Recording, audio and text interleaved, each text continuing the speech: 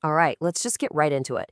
If you think you have a handle on what ransomware is, well, you're going to need to think again.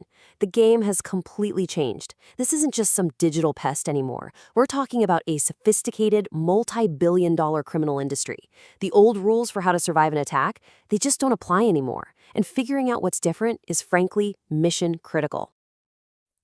Not too long ago, ransomware was a pretty straightforward problem. Annoying for sure, but simple. They locked your files, you figured out a way to get them back. But today, it's a whole different beast. They're not just locking your files, they're aiming to lock down your entire business. They're stealing your most sensitive data, and then they're going after your customers directly. It's not a tech problem anymore. It's a full-on business crisis. So you have to ask, how did we even get here? How did we go from simple file encryption to a full-fledged criminal enterprise? Well, it's because the attacks aren't a single punch anymore. Now it's a multi-pronged assault, and every single step is meticulously designed to corner you, to make you feel like you have absolutely no choice but to pay up. And to pull this off, the attackers have written a completely new playbook. They're innovating with these ruthless new tactics that are just more personal, more pervasive, and way more destructive than anything we've really seen before. So let's actually pull back the curtain and see what's in that playbook. The modern attack really boils down to three key innovations. First, you've got AI-powered social engineering, which makes their deception just frighteningly realistic. Second, they're getting smarter about where they attack, going upstream with supply chain and zero-day assaults to cause the most chaos. And third, the whole operation is scaling up thanks to a business model called ransomware as a service. Let's start with AI, because this quote right here, this makes the threat hit home. This is not science fiction, okay? This is happening right now. AI-generated deepfakes are being used to get past all that training we've had on being skeptical. I mean, how do you say no to your boss's face on a video call? It's a whole new ballgame for social engineering. And it goes way beyond video. AI is being used to write the perfect phishing email. It can scrape data from professional networking sites to create these context-aware messages that they don't have the telltale signs we're trained to look for. No spelling mistakes, no weird grammar. They look and feel completely legit, which makes them incredibly hard to catch. Okay, so what about scaling all of this? That's where RAS comes in. The best way to think about it is like a legitimate software as a service company, but for crime. These platforms give aspiring hackers everything they need, the ransomware tools, the servers, even tech support, all for a slice of the profits. It's so effective that some of these groups are pulling in over $100 million a year. They're run like Fortune 500 companies. And this has just blown the doors wide open, causing a massive explosion in the number of attacks. Now, with so many more attackers in the game, the tactics they use to pressure you have gotten way more extreme. You've probably heard of double extortion, right? Well, that's old news. That's just the starting point now. The most ruthless tactic we're seeing today is something called triple extortion.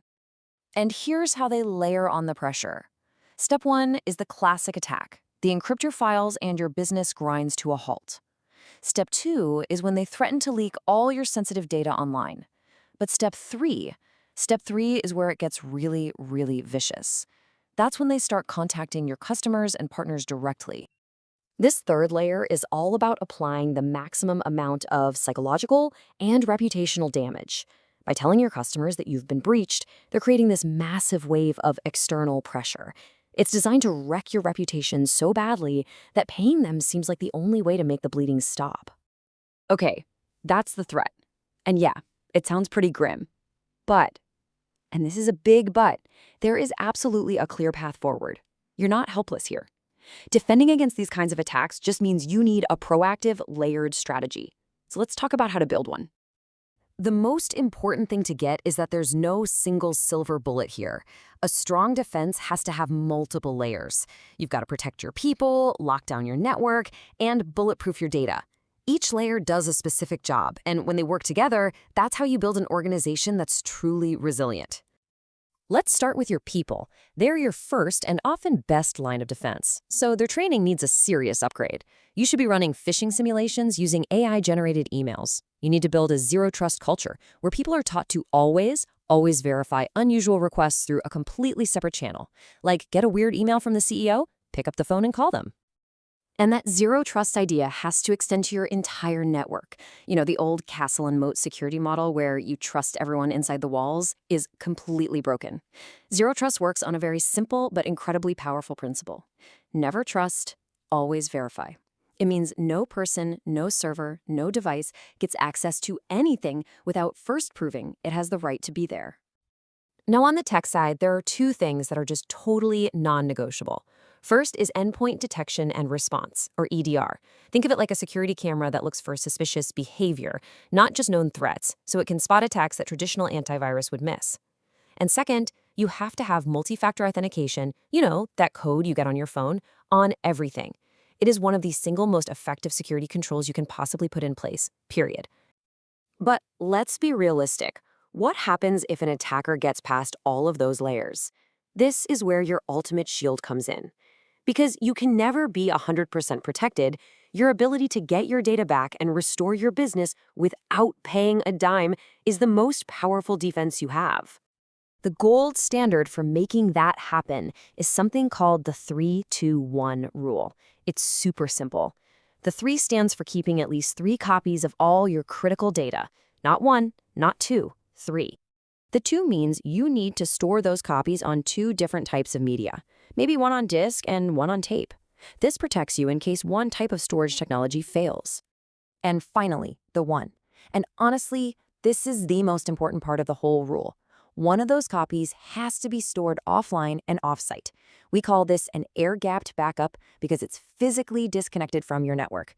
That makes it impossible for ransomware to get to it. But listen, there's a really critical catch here. Just having backups means nothing. A backup is totally useless if you've never actually tried to restore from it. You have to run regular, full-scale tests to prove that you can get your business back online quickly when things go sideways. It's like a fire drill for your data.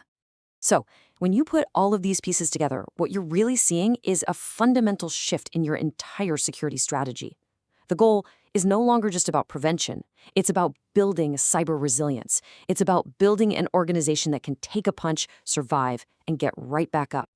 The entire strategy, everything we've talked about, is built on this 2-word philosophy: assume breach. It's a mindset shift. It means you accept that sooner or later an attack is probably going to happen.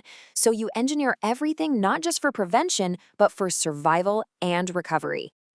And what's the end result of all this work?